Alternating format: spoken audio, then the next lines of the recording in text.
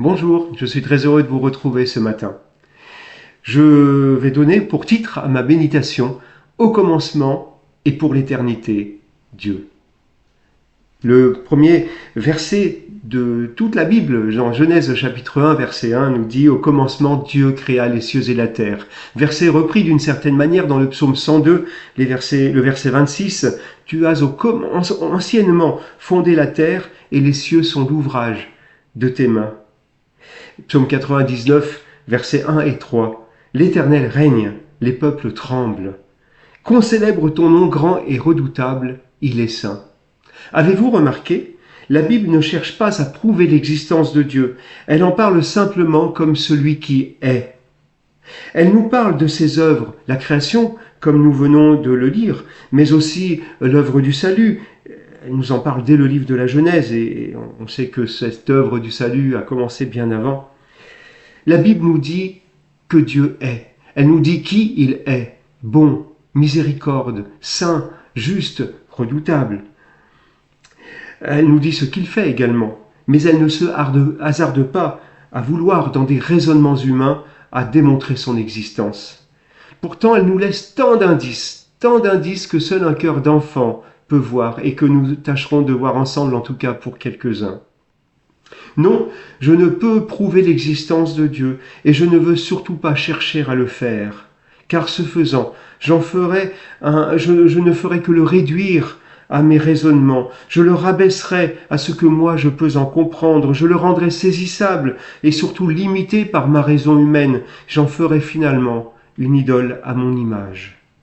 Voilà pourquoi les auteurs bibliques ne cherchent pas à prouver Dieu. Ils témoignent de ce qu'ils vivent avec Dieu. Ils témoignent de ce qu'ils reçoivent de Dieu, de ce qu'ils voient de leur action. Maurice Zundel disait « Je ne crois pas en Dieu, je le vis ». D'ailleurs, j'ai envie de dire que les auteurs bibliques eux-mêmes, si vous me permettez, ne croyaient pas en Dieu. Ils croyaient Dieu. Et c'est différent. Qu'en est-il de nous? Est-ce que nous croyons en Dieu? Ou est-ce que nous croyons Dieu? Pourtant, je disais, les indices de sa présence, de sa vie, de son amour, de son action, de l'accomplissement de ses promesses, de ses avertissements, sont si nombreux autour de nous. Avec la Bible, j'aimerais nous en laisser 5. Comme nous l'avons vu, il y a le miracle de la vie, l'équilibre, l'harmonie qui règne dans la création, dans sa diversité, dans son fonctionnement et qui nous entoure. Ensuite, deuxièmement, on ne peut pas s'étendre bien sûr sur chaque point, ça mériterait plusieurs méditations chacun. Voilà. Ensuite, il y a le message d'amour présent dans toute la Bible et culminant dans le message de Christ. Dans aucun autre livre, dans aucune philosophie, dans aucune religion non chrétienne, il n'existe un tel message d'amour, celui d'un Dieu qui est venu à nous, jusqu'à nous, humainement, pour nous sauver. Et nulle part non plus il n'existe un message d'une telle hauteur éthique et morale. À titre d'exemple, l'appel à désarmer la violence par l'amour, par le pardon, par la paix que nous trouvons dans l'évangile de Matthieu, dans ce qu'on appelle le sermon sur la montagne, les chapitres 5, 6 et 7. Troisième indice, c'est vraiment quelque chose qui doit nous faire réfléchir. Ce que produit un monde sans Dieu. Ce dont sont capables des hommes qui rejettent Dieu et le message du Christ. Les larmes et le niveau de souffrance produits par des hommes ou des institutions qui tournent le dos à Dieu. Cela donc est un indice, j'ai envie de dire, par négatif. Et c'est une marque de l'authenticité du message de la Bible. Quatrième indice, qu'on le veuille ou non, je dois l'affirmer ici, la présence et le témoignage d'Israël, au fil des siècles et jusqu'à aujourd'hui, comme un véritable miracle.